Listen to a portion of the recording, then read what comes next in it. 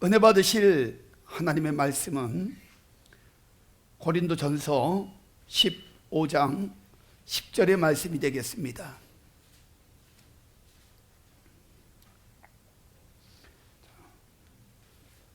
한 목소리로 함께 봉독합니다. 그러나 나의 나된 것은 하나님의 은혜로 된 것이니 내게 주신 그의 은혜가 헛되지 아니하여 내가 모든 사도보다 더 많이 수고하였으나 내가 아니요 오직 나와 함께 하신 하나님의 은혜로다. 아멘. 양손을 가슴에다 대시고요, 이렇게 고백합시다. 하나님이 보실 때에 나는 두고 보기에도 아까운 사람이다. 하나님이 지으신 피조물 중에 내가 가장 귀하다. 할렐루야. 그래요. 여러분 참 귀한 사람들이에요. 콜럼버스가 신재력을 발견한 것보다도 또 많은 사람들이 의학계 통해서 뭐 이것저것 발견하다가 엑스레이도 발견하고 뭐도 이런 많은 발견보다 가장 위대한 발견이 뭔지 아십니까? 그거는요, 자기 자신이 자기 존재를 발견하는 거야. 깨닫는 거예요. 그것보다도 큰 발견이 없어요. 그래서 나의 존재가 죄인임을 깨닫고 또 나 때문에 주님께서 이 땅에 오셔가지고 십자가를 지시고 나를 위해서 아낌없이 생명을 주셔가지고 나를 구원해 주신, 그래서 나는 정말 그 하나님이 그렇게 사랑하시는 그런 존재라는 사실, 이걸 발견하는 것, 이게요 가장 큰 위대한 발견이에요. 오늘 우리는 하나님의 사랑을 받고 그 사랑 안에서 독생자 아들인 예수님까지 희생시키면서 우리에게 너무나 큰 그 은혜를 베풀어 주셨어요. 왜 그러냐? 하나님 보실 때 우리 볼 때에 두고 보기도 아깝기 때문에 이걸 발견한다는 게 너무나 중요한 거예요.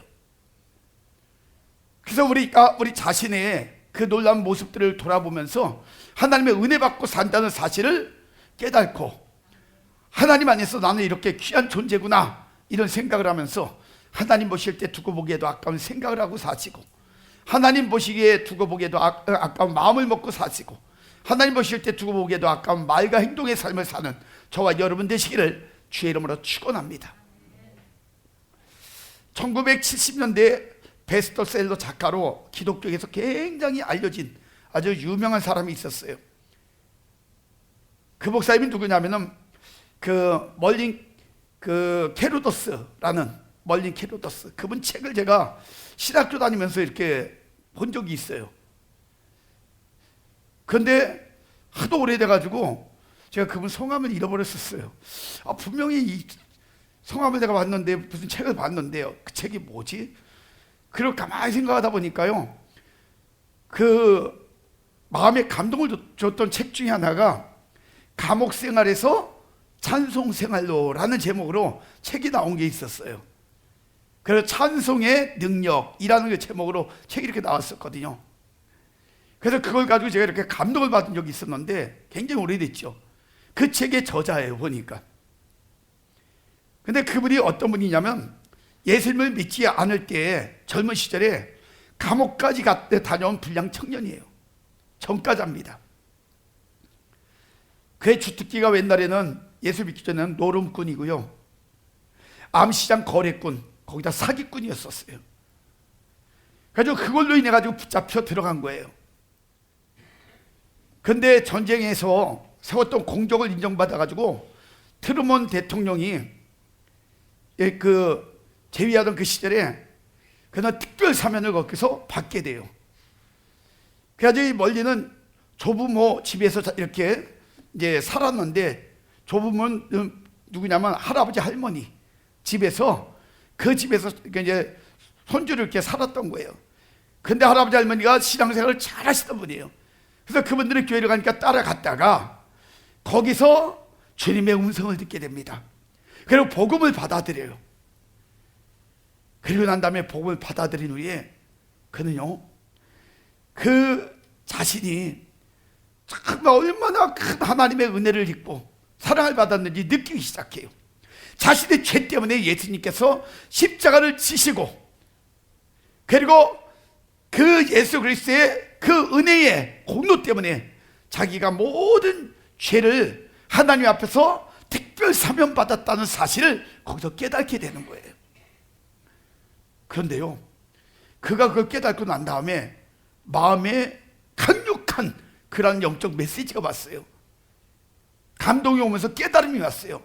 그게 뭐냐면은, 야, 내가 하나님의 은혜를 받고도 옛날에 뭐 했다 그랬어요? 예? 노름꾼에다 암시장 거래꾼 사기꾼이었잖아요.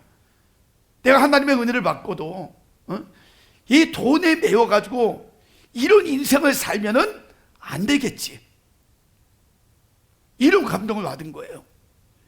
그래가지고요, 지금까지 마약을 팔아서 번 돈, 거기다 이제 막 사기를 쳐가지고 번 돈이 굉장히 많았대요. 그 당시에.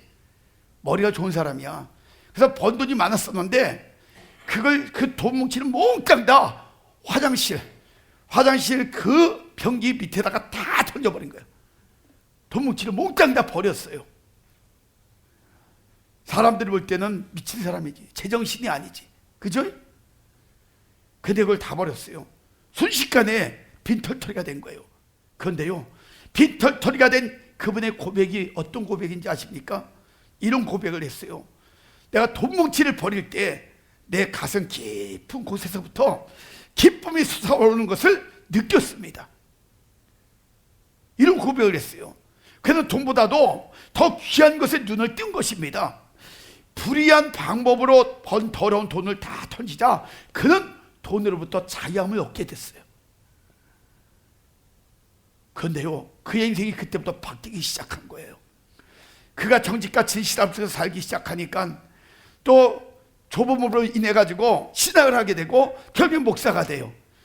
그래서 목사가 돼 가지고는 군목 있잖아요. 군목을 하면서 군대의 많은 그 병사들에게 복음을 전하면서 그 많은 사람들의 영혼을, 그 군인들의 영혼들을 변화시키고 개종시키면서 하나님의 자녀를 만드는 큰 놀라운 일을 이루기 시작하면서, 그가 하는 사역 가운데 주의 역사가 있었고 기적이 있었고, 또 그가 그 책을 펼쳐남으로 많은 사람들에게 감동을 주는데요, 그 책이 수십 개국의 나라로 번역이 돼서 나가가지고요 수천만 부의 책이 팔렸다 그래요. 여러분 모르죠? 책이 수천만 부가 팔리면 돈이 액수가 얼마인지 어마어마한 돈을 벌고요, 그걸 가지고 또 복음을 위해서 그렇게 큰 일을 했다 그래요. 사랑하는 여러분, 바로 이런 걸 우리가 깨달아야 돼요. 예수님은 내 죄를 대신 짊어지고요 형벌을 받으심으로 죄인이 되셨고, 대신 예수님께 있는 의를 내게 주셨다는 거예요. 이제 하나님의 부르심에 응답하는 사람은요, 중재자 예수님 때문에 특별 사면을 받고 구원받게 되었다는 사실을 여러분 믿으시기 바랍니다. 이게 얼마나 놀라운 은혜예요. 이런 큰 은혜를 받은 우리가 아무렇게나 살면 되겠어요? 여러분 생각해 보세요. 사도 바울은요, 그 은혜를 체험하고 그 흔적을 가슴에 가득 채우고 은혜의 가슴이 원하는 삶, 그런 거 생각해 봤어요? 내가 은혜 받았어요. 근데 은혜를 받은 내 가슴이 원하는 삶이 있어요. 은혜 받은 가슴이 원하는 삶, 이 삶이 무엇인지를 사도 바울은 깨달았다는 거예요. 그래서 지금까지 살아왔던 육체가 원하고 즐기던 모든 명예, 권세, 부귀 있잖아요, 이 모든 것들을 다 버렸어요. 그리고 완전히 새로운 삶을 시작하게 되었는데, 남이 볼 땐 미친 짓이죠. 이건 제정신이 아니에요. 그런데요, 새롭게 시작한 그의 삶은 세상 사람들이 별짓을 다 해도 누릴 수 없는 그런 기쁨을 얻게 됐다는 거예요. 그래서 그는 빌립보서 4장 4절에 이런 이야기를 해요. 주 안에서 항상 기뻐하라. 내가 다시 말하노니 기뻐하라. 이거는요, 세상 사람들이 누릴 수 없는 기쁨을 이야기하는 거예요. 이건 영적으로 체험해보지 않은 사람은 표현할 수 없는 그런 고백이에요. 오늘 여러분들이 물질 몇 분 들어와서 막 좋아가지고 막 그러면 좋아가지고 해야 되던 이런 기쁨 아니에요. 이거는 또 물질 빠져나가면 금방 얼굴이 바뀌고 기쁨이 사라지는 이런 것들이 아니에요. 사도 바울이 경험한 그 기쁨은요, 하늘로부터 온 그 자신에 관한, 영혼에 관한 기쁨이란 말이에요. 구원에 관한 기쁨, 영생에 관한 기쁨, 세상 물질이나 그 명예 권세를 가지고도 얻을 수 없는 것, 그러니까 영원히 사라지지 않는 기쁨 있잖아요. 이런 기쁨이었었어요. 여러분, 예수 믿는 사람들은요, 이런 기쁨의 그러한 모습들을 가지고 살아야 돼요. 잃어버리지 않는, 없어지지 않는 기쁨. 그래서 예수 믿는 사람들은 누가 뭐라 해도 날마다 얼굴이 스마일이 되어져 있어야 돼요. 근데 그런 모습들이 없잖아요, 많이. 예? 요즘 그런 말이 종종 돌아요. 월미도에 갈매기들이 많이 없어졌대요. 그래서 난 무슨 얘기인가 그랬어요. 그랬더니 사람들이 하도 인생이 힘들고 어려우니까 인상을 쓰다 보니까 월미도에 갈매기들이 이마에 다 와서 붙어버렸다는 거예요. 그래서 주름들이 많이 늘어났대요. 예? 아니 여러분, 그 월미도 갈매기는 월미도로 보냅시다. 아멘. 우리 하나님이 주신 기쁨을 가지고 날마다 여러분의 영혼의 주름살을 다 피시고요, 육체의 주름살을 다 피고 사는 기쁨이 넘쳐가지고 항상 영력이 건강하고 행복한 이런 모습을 가지고 사는 저와 여러분 되시길 주의 이름으로 축원합니다. 사도 바울은요, 이런 그 영적인 체험을 통해 가지고, 은혜를 통해 가지고 인생을 완전히 역전시켰어요. 그래서 역전의 주인공이 누구냐? 사도 바울이에요. 여러분, 1949년에 중국이 공산화가 될 그 당시에 기독교 인구가 어느 정도인가 그랬더니요, 430만 명 정도가 기독교 인구였었어요. 그 당시에 자료를 보니까 그렇게 나와 있어요. 그런데요, 지금은 중국의 기독교인들이 굉장히 핍박을 많이 받잖아요. 교회 종탑을 막 무너뜨리고, 그리고 막 예수 믿는 것 때문에 감옥에 가두고 막 이런 현상들이 막 벌어지잖아요. 그런데 이렇게 핍박을 받는 지금 여러분, 중국의 기독교 인구가 1억 명이 넘는다고 합니다. 지금 1억 명이 넘는다 그래요. 그래서 그들이 외치는 게 뭔지 알아요? 백투더 예루살렘 운동이라는 거예요. 이슬람권을 넘어서 예루살렘까지 복음을 전해야 하는 운동. 이 운동을 펼치는데요, 이걸 위해서 순교적 각오로 자원해가지고 자신들이 선교사가 되겠다는 사람들이 10만 명이 넘는다고 합니다. 지금 자원해서. 어떤 성경학자는 이야기해요. 앞으로 최고의 기독교 국가가 중국이 될 것이다. 이렇게 자신 있게 말하는 그런 신학자도 있어요. 그런 성경학자도 있단 말이에요. 그야말로 역전의 은총이에요. 그렇죠? 그렇게 위기 가운데서도, 어려운 가운데서도 계속 예수 믿는 사람들이 늘어난다는 것, 변화가 되어진다는 것, 새로운 비전과 꿈을 가지고 산다는 것, 이건 역전이에요. 성경에 나오는 많은 이야기, 그 내용들을 보세요. 거기 보면 역전의 이야기들이 얼마나 많은지 몰라요. 노예로 끌려갔던 요셉 보세요. 노예로 끌려갔는데 나중에는 그 나라의 가장 강력한 총리 대신, 너무 멋지지 않아요? 예? 왕 바로 밑에 최고의 총리 대신 되잖아요. 이건 완전히 역전이 되어진 거잖아, 노예가. 또 목동이었던 다윗이 왕이 되어지는 이런 역사. 기생의 아들이었던 사사 입다가 또 여러분 선지자 예언자로 멋지게 한 시대에 쓰임받는 그런 역사. 포로를 끌려갔던 다니엘이 총리가 되는 역사들. 거지 나사로가, 부자가 떵떵거리던 그 시대에 거지 나사로가 구걸을 해가지고 겨우 찌꺼기만 먹던 나사로가 천국에 올라가 있다는 사실. 이 얼마나 대단한 사건들이에요.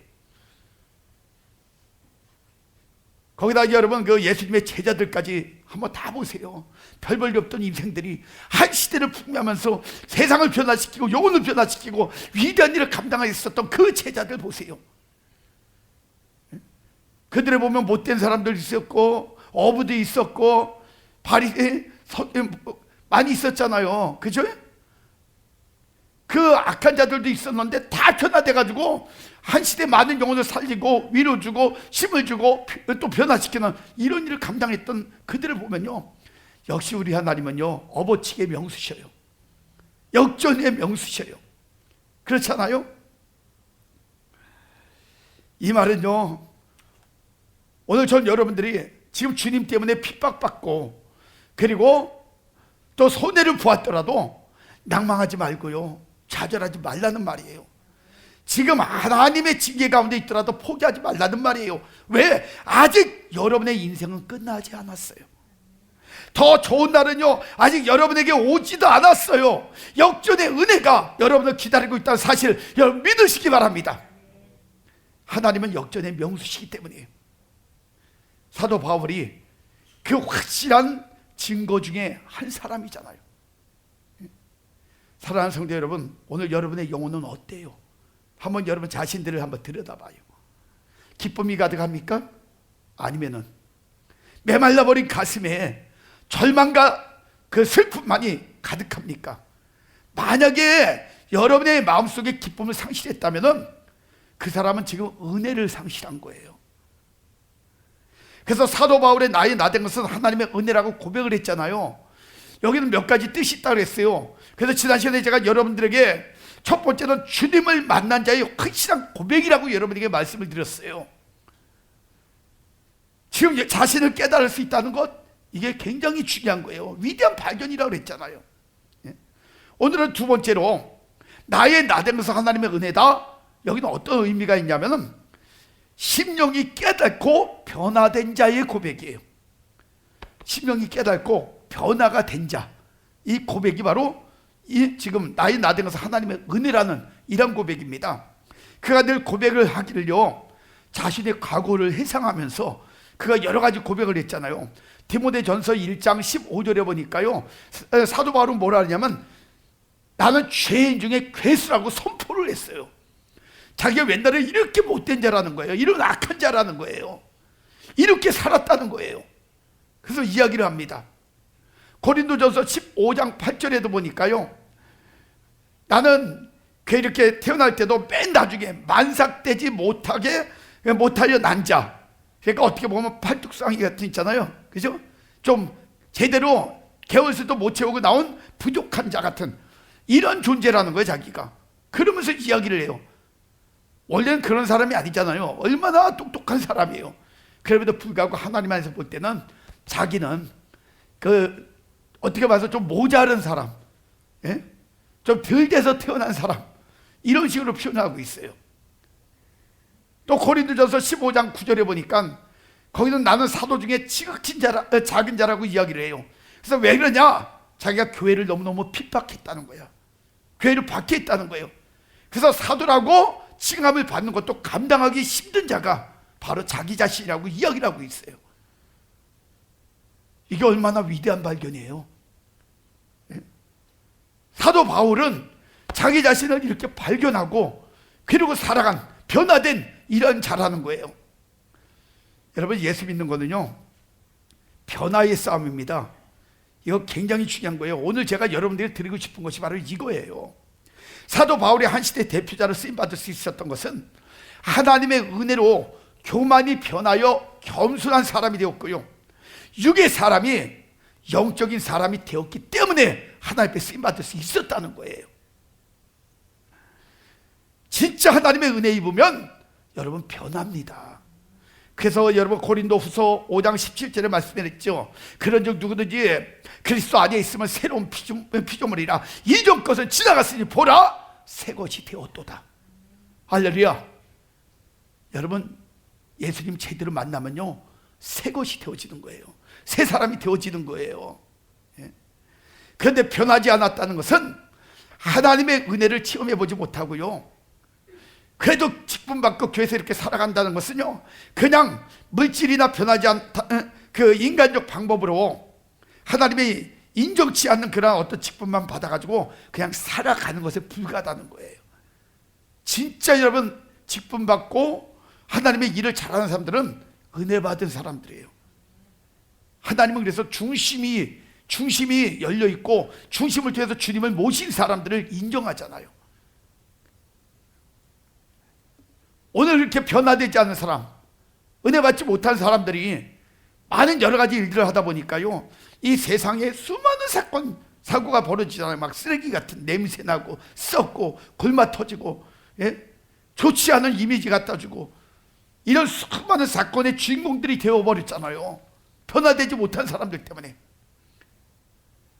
그러다 보니까 그들이 영혼도 죽이고 교회도 전부 무너뜨리고 하나님의 거룩한 그러한 역사의 방해꾼들이 되어지잖아요. 그래서 지금 기독교가 이렇게 엉망이 되어 있는 거예요. 사도 바울은요, 하나님의 은혜를 입으며 그의 성품이 완전히 바뀌어가지고 인간의 성품이 예수님의 심장을 갖고 예수님의 그 성품을 닮아서 그 성품으로 사역을 감당했는데요, 제가 그 사도 바울의 변화된 성품을 갖다가 성경을 한번 쫙 보다 보니까요, 그 더 많이 있겠죠. 근데 한 12가지 정도의 성품 변화의 모습들을 발견할 수 있었어요. 더 찾으려면 더 나올 수 있는데 한 12가지 정도, 이건 가지고 제가 이제 여러분들에게 사도 바울이 하나님을 만나고 은혜를 받고 어떻게 성품이 바뀌어졌는가, 이걸 가지고 몇 시간을 제가 여러분들에게 말씀을 드릴 거예요. 오늘은 여러분에게 사도 바울이 변화된 성품 2가지만 여러분에게 말씀드릴게요. 첫 번째 사도 바울이 변화된 성품의 첫 번째는 뭐냐? 여러분, 온유한 성품으로 바뀌어졌다는 거예요. 사도 바울이 어떤 사람이에요? 사도행전에 보면 스데반 집사님이 복음을 전하는데 그 앞장서 가지고 돌을 들고 던졌던 사람이 누군지 알아요? 주동자가 바울이었어요. 그래서 사람들을 격동시켜 가지고 그 사울이었을 때 스데반 집사님에게 돌을 던지면서 앞장서 가지고 스데반 집사님이 돌에 맞아 죽었잖아요. 그때 주동자가 바로 사울이었어요. 그렇게 간팍했어요. 그렇게 못돼 먹었어요. 그런 사람이 온유해졌다는 거예요. 디모데 후서 4장 16절에 보니까 이런 고백이 나와요. 내가 처음 변명할 때에 나와 함께한 자가, 이렇게 나와요. 자기 변명하고 이제 막 주님 믿을 때 함께했던 사람들이 있어요. 그런데요, 좀 세월이 지나고 나니까요, 하나도 없다는 거야. 다 떠났다는 거예요. 다 자기를 버리고 그리고 떠났다는 거예요. 그런데 뭐라고 얘기하는지 그 뒤에, 그래도 자기를 버리고 떠났어도 저희에게 허물을 돌리지 않기를 원하노라 그랬어요. 세상에 이렇게 변했어요. 옛날 같으면 자신을 배반하고 버린 자들을 끝까지 쫓아가가지고요, 끝장을 냈을 그런 성격이었는데 이제 모든 것을 다 덮고 용서하는 그 변화된 성품, 이것이 바로 하나님의 사람들이 갖춰야 될 영적인 성품임을 믿으시기 바랍니다. 우리는 사도 바울을 통해서 인생의 여러 부분들을 지금 배우며 살고 있어요. 여러분, 그 은혜도 그래요. 모든 사람들에게 오는 은혜도 크게 2가지로 볼 수 있어요. 어떤 은혜냐? 보이는 은혜하고 보이지 않는 은혜가 있어요. 이렇게 말씀드리면 아마 이해가 쉬울 거예요. 흔히 보이는 은혜만 은혜인 줄 알고 사람들이 그것만 가지고 이야기하는데 사실상 보이지 않는 은혜가 더 큰 은혜입니다. 암에 걸렸다가, 어떤 사람이 암에 걸렸다가 나은 보이는 은혜 있잖아요. 그죠? 이 은혜가 굉장히 큰 줄 알아요. 근데 여러분 아셔요? 작은 종양이, 속에 있는 종양이 암이 되지 않은, 보이지 않은 은혜가 사실은 더 큰 거예요. 여러분 그거 아셔요? 얼마든지 암이 될 수 있는데 암이 되지 않은, 보이지 않는 속에서 없어지거나 암으로 변하지 않은, 그게 더 큰 은혜라고요. 이런 걸 우리가 깨닫고 살아야 돼요. 마찬가지예요. 인생을 살다 보면 여러 가지 일들을 우리가 겪잖아요. 믿었던 사람이 큰 상처를 주고 떠나도요, 배신감에 몰입되지 말고 너무 속상해하지 말라는 거예요. 이런 보이는 일에 너무 속상해하고 이러지 말라는 거예요. 배신할 사람은 언젠가 배신합니다. 예?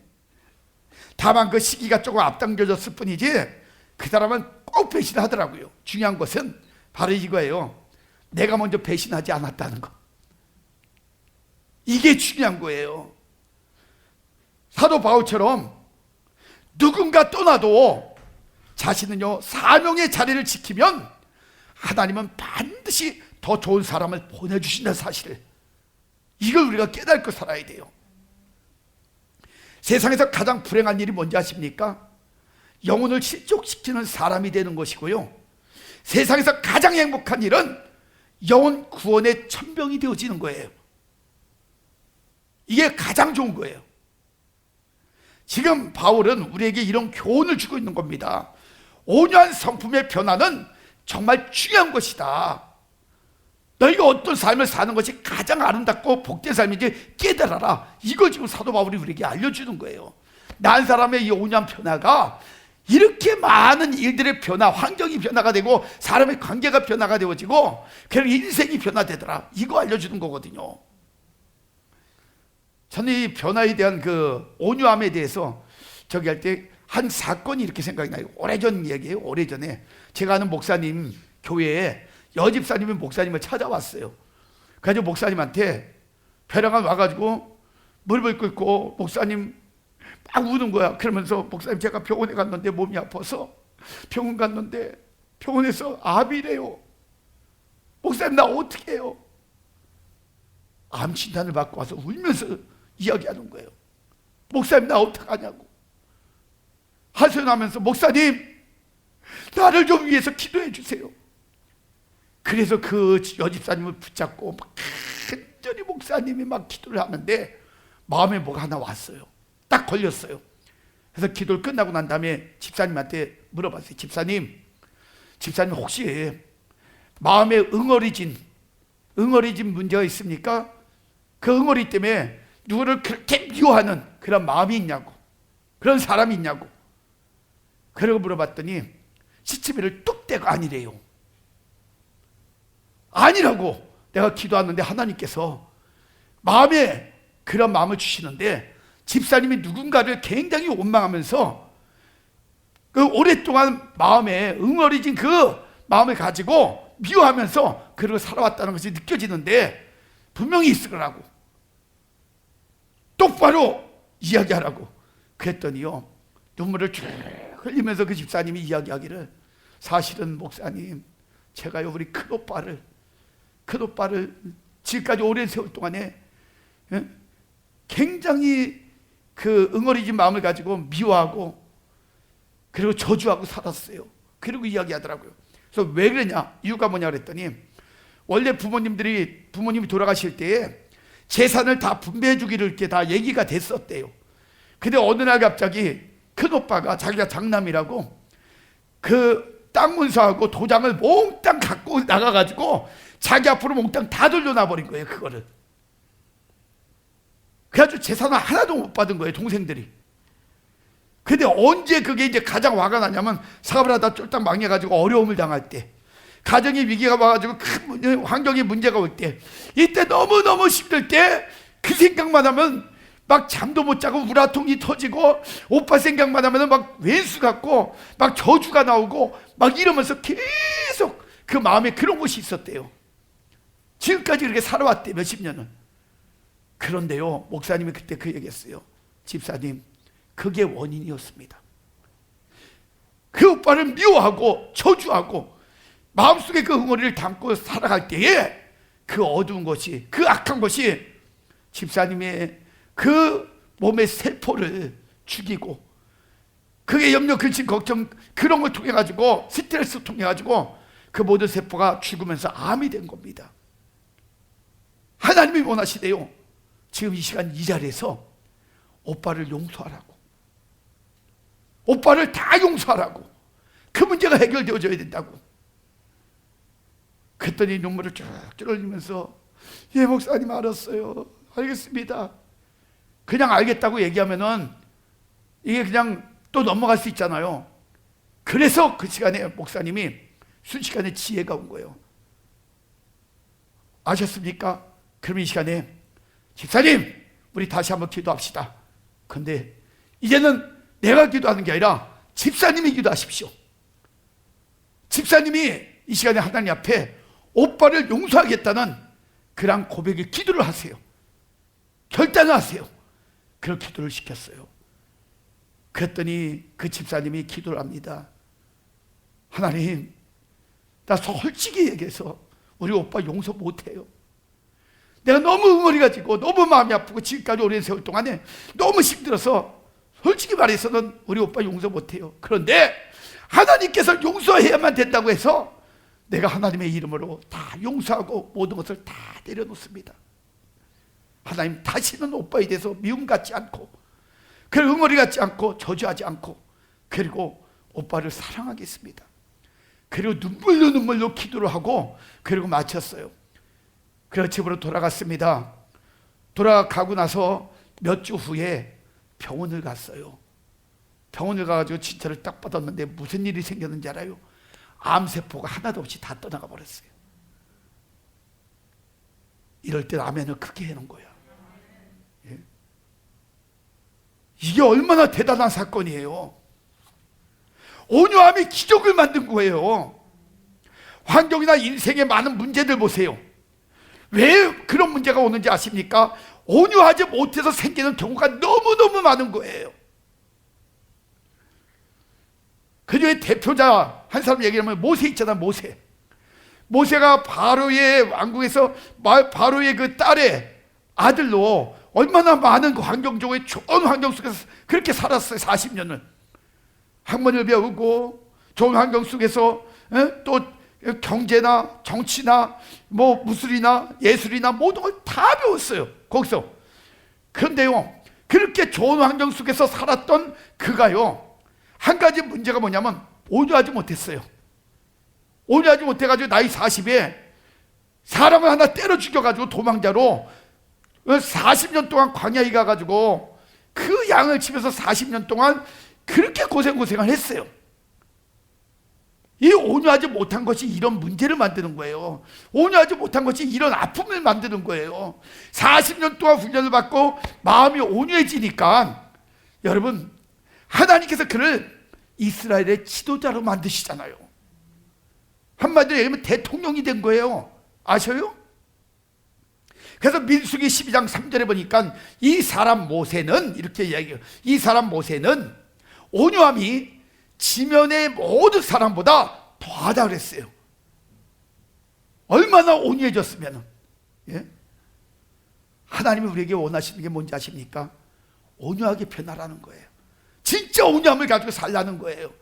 온유하지 못하니까 쓸데없는 생각하고 잔머리 굴리고, 온유하지 못하니까 자꾸 미워하고, 온유하지 못하니까 자꾸 그런 강박한 어떤 마음을 갖고, 이러니까 병 걸리고, 이러니까 자꾸 인간관계도 문제가 생기고, 그러니까 가정들도 문제가 생기고, 인생의 문제, 사회에 문제가 자꾸 생기는 거거든요. 사랑하는 여러분,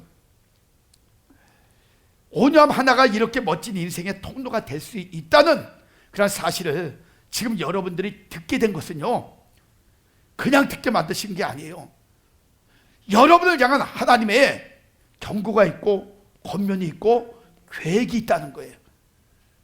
이걸 깨닫고 여러분들이 변화만 되어지면요, 하나님이 여러분을 향한 수많은 여러 가지 축복의 역사와 은혜의 역사를 허락해 주실 겁니다. 우리 변합시다. 온유한 사람들이 되어서 하나님의 그 기적의 도구로, 능력의 도구로, 축복의 도구를 쓰임받는 우리 영풍의 성도님들 되시기를 주의 이름으로 축원합니다. 그 다음에 두 번째는요, 사도 바울은 양심이 깨끗해졌다는 거예요. 뭐가 깨끗해졌다? 양심이 깨끗해졌어요. 우리가 세상에서 특별히 그 너에게 대하여 하나님의 거룩함과 진실함으로써 하되 육체의 지혜로 하지 아니하고 하나님의 은혜로 행함은 우리 양심에 증거하는 바니 이것이 우리의 자랑이라 고린도 후서 1장 12절은 말씀하고 있어요. 지금 여기 이야기예요. 하나님의 거룩함과 진실함으로써 하되 우리 양심에 증거하는 바니, 이런 표현을 쓰고 있어요. 지금 또 고린도 후서 6장 3절에도 보니까요, 우리가 그 직책이, 이 직책이 해방을 받지 않게 하려고, 우리에게 주신 직책 있잖아요, 직분, 이런 거 해방받지 않게 하려고 무엇이든지 아무에게도 꺼리끼지 않게 하고 오겠어요. 양심에 걸릴 것 없이 깨끗하게 이렇게 살았다는 거예요. 누가 꼬투리 못 잡도록 철저하게. 예? 이런 삶을 산 사람이 바로 사도 바울이에요. 은혜 받은 사람의 변화 중 특징 중에 하나가 뭔지 알아요? 변화된 특징 중에 양심의 변화예요. 이건 정말 중요한 거예요. 지금 우리나라는요, 정치적 문제를 놓고 전쟁을 치르고 있습니다. 지금 제가 살아오면서 이처럼 이렇게 인간들이 아주 죄악으로 가득한 겉모습과 간교한 정치 세계를 본 적이 없어요. 야, 진짜 심해요. 찌라시도 왜 이렇게 많고, 이건 말도 안 되게 모함하고 이상한 거 만들고, 그죠? 자신들의 정치적 야욕을 차지하기 위해서는 온갖 거짓과 모함으로 양심이 화인 맞아가지고 더러움과 욕심으로만 가득한 모습이 지금 이 나라의 그런 모습입니다. 여러분, 정치란 말, 정치가 뭔가, 이 정치란 말을 제가 국어사전을 찾아봤어요. 그때 국어사전에 이렇게 나와요. 통치자나 정치가가 사회 구성원들의 다양한 이해관계를 조정하거나 통제하고 국가의 정책과 목적을 실현시키는 일. 한마디로 얘기하면 나라와 국민들을 위해서 존재하는 좋은 말이 정치예요, 원래. 그런데요, 지금은 정치를 이용해가지고 자신들의 야욕만을 채우려고 하니까 나라는 엉망이 되어지고 국민들은 피눈물을 흘리면서 지금 신음하고 있는데, 전혀 감각이 없는 것, 사람들이 전혀 느끼지 못하고 정치인들도 그러고 살아가는 그 이유는요, 지금은 양심이 더럽게 됐고요, 죽었다는 얘기예요, 이게. 이렇게 죽은 양심을 가진 사람들이 나라의 주요 인물들이 된다면 여러분, 이 나라는요 큰 위기를 겪게 됩니다. 진짜 어려움이 올 거예요. 그래서 지금 이 나라에 필요한 것이 뭔지 아십니까? 바로 하나님의 은혜인 줄을 믿으시기 바랍니다. 그 은혜로 바울처럼 양심이 깨끗해진 사람들이 필요한 때가 바로 지금이라는 거예요. 사도 바울은 한때는요 양심이 무너질 때가 있었어요. 그래서 악한 짓하고도 깨닫지 못하고 그것이 옳다고 생각하며 살 때가 있었다는 거예요. 그러다 주님의 은혜를 체험하고 영안이 열려가지고 제일 먼저 들여다본 게 뭔지 알아요? 영안이 열리자 자기 자신을 먼저 보게 된 거예요. 양심이 없었던 죄인의 모습. 그래서 죄인 중에 괴수가 자기였다, 이렇게 얘기하는 거예요. 사랑하는 여러분, 우리가요 영안이 열려서, 믿음 안에서 말씀 안에서 영안이 열려서 제일 먼저 우리가 깨달을 수 있는 게 뭔지 알아요? 자기 자신이에요. 왜냐하면 내가 하나님의 사람으로 바로 세워지지 않으면 다 아무것도 아니에요. 사랑하는 성도 여러분, 양심이 더러우면요 어떤 증상이 오는지 아십니까? 양심이 더러우면요 다양하게 많은 부분이 있어요. 오는 증상이. 그러나 세 가지만 제가 말씀드릴게요, 간단하게. 첫 번째는요, 자신밖에 모른다는 거예요. 내가 좋으면 그만이라는 생각이야. 그래서 나만 좋으면 별짓을 다 하고 남이 상처를 입든지 뭐하든지 상관없다는 거예요. 이게 양심 없는 사람들의 모습이에요. 두 번째는요, 입만 열면 거짓말을 밥 먹듯이 해도요 그것이 얼마나 큰 죄이며 인생에 문제가 되는지 전혀 모르고 살아요. 예? 양심이 없으니까 거짓말 시키면서 막 문제를 만들어요. 그런데도 못 느끼는 거야. 나중에 누가 다 그거 겪는지 알아요? 자신이 다 감당해야 될 문제들이에요. 세 번째, 양심이 더러워지면 많은 사람들에게 상처와 아픔을 주면서도 깨닫지 못합니다. 양심이 없기 때문에 깨닫지 못하는 거예요. 그 외에도 많은 양심을 통한 문제들이 있어요. 그러나 분명한 사실은요, 진짜 주님을 만난 사람은 양심이 있는 사람입니다. 진짜 주님의 은혜를 받은 사람은 영안이 열려서 내가 아닌 주님이 사랑하는 그런 수많은 사람들을, 그들을 사랑하고 그들을 위해서 일하고 살아요. 이게 양심이 있는 사람의 모습이에요. 이제 말씀을 정리할게요. 사랑하는 우리 영풍의 성도 여러분, 여러분은요 하나님을 믿고 주님을 만난 자로서 지금 얼마나 변화된 성품을 가지고 살아가는지 이걸 다시 한번 느껴보라는 거예요. 혹 예전보다도 더 악한 어두워진 그런 모습으로 양심도 없이 살아가는 사람들이 있다면 그 사람은 주님의 은혜를 잃어버린 사람입니다. 이 말씀 속에서 돌아봐야 돼요. 내가 진짜 주님의 은혜를 꽉 붙잡고 안에 채우고 사는가, 아니면 지금 잃어버리고 살아가고 있는가 찾아야 된다는 거예요. 요한복음 10장을 보면요, 양은 목자를 알고 그 목자의 음성을 듣고 따라 산다고 말씀하고 있는데, 그래서 그 목자의 음성을 따라 사니까, 은혜 속에 사니까요, 그 양들은 푸른 주장 10만원 물가에서 풍성한 꼴을 먹으며 행복한 삶을 살아간다고 이야기하고 있어요. 왜냐? 양심이 살아서 은혜 속에 사니까 그런 결과가 나온다는 거예요. 반대로 목자의 음성이 안 들리잖아요. 성경에 나와요. 내 음성을 듣지 않는 자는 내 양이 아니라는 거야.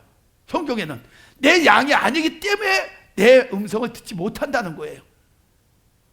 그러니까 그는 자기 마음대로 살다가 낭떠러지 떨어지고 운동에 빠지고 가시밭길에 걸리고 넘어지고 자빠지고 깨지고 이런 인생을 사는 거예요. 여러분은요 온전한 양이 되셔요. 양이 돼서 주의 음성을 통해 가지고 내 양심을 찾기 시작하면 그때부터 환경은 자동으로 열려지는 거예요. 인생도 자동으로 다 푸른 추상이 되어지는 거예요. 여러분의 삶의 모든 풍요도 풍성한 꿀처럼 여러분이 채워지는 거예요.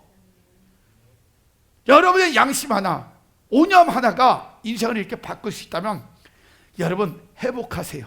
바뀌어지세요. 새로워지세요. 그래서 우리 남은 생에 사도 바울처럼요 우리도 귀하고 능력 있게 그렇게 쓰임받고 살아가는 우리 영풍의 성도님들 되시길 주의 이름으로 축원합니다. 그래서 오늘 이 말씀들을 이렇게 돌아보면서 사도 바울이 두 가지의 변화 오늘 말씀드렸어요. 성품에 온유함과 양심 회복, 그죠? 이것 가지고 우리 자신을 또 비춰보는 거예요. 나는 어떤 삶을 지금 살고 있는가? 온유한가? 내 양심은 살아있는가? 이런 부분들을 다시 한번 돌아보면서 우리 자신이 하나님, 내가 하나님에서 양심이 깨끗해지기를 원합니다. 나의 강팍한 모든 것들이 다 사라져서 온유해지기를 원합니다.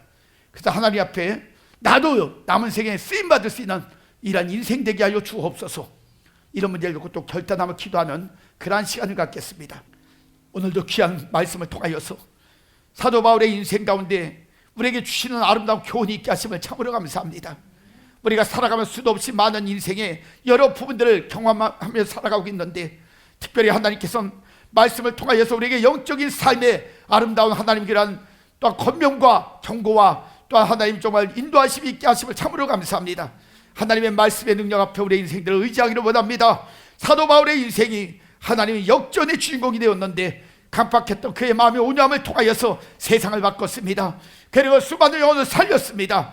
우리도 그리 되게 하여 주옵소서. 우리의 강팍함이 사라지게 하시고 온유함으로 채워지게 하여 주옵소서. 하나님 또 우리의 양심이 살아 움직이기를 원합니다.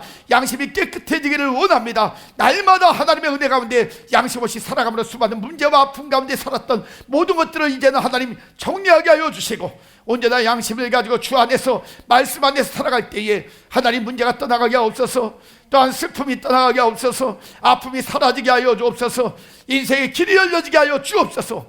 그래야 하나 우리의 인생들도 날로 하나님의 은혜 가운데 새로워짐으로 인하여 더욱더 놀라운 주의 축복의 사람들로 쓰임받으며 살아갈 수 있는 은혜 있게 하여 주옵소서. 하나님 바라고 원하옵기는 우리 온유하지 못하고 양심이 하나님 또한 화인맞음으로 인하여 다가와 있는 여러 가지 문제가 있습니까?